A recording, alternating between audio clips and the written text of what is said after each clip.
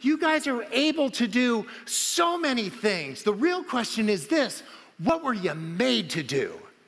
And do a lot of that.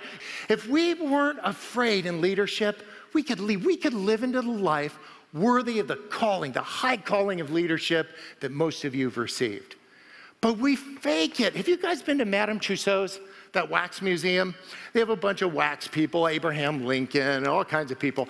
And we were in DC, and I had this senator coat with my whiskers and all that. I said, you guys watch this? And I struck up a pose between the third and fourth wax guy. And like,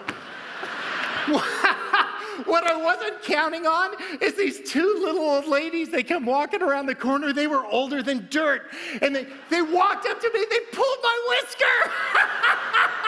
And you know what I realized about myself? I'm a poser.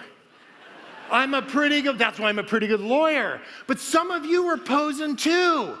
You're posing, and I wish I could do this Jedi thing and say, you just don't have to anymore.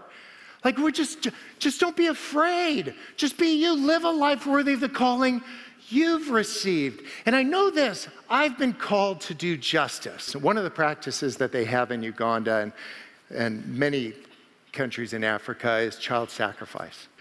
But the problem is this: there's always a victim, but they're always dead until this year.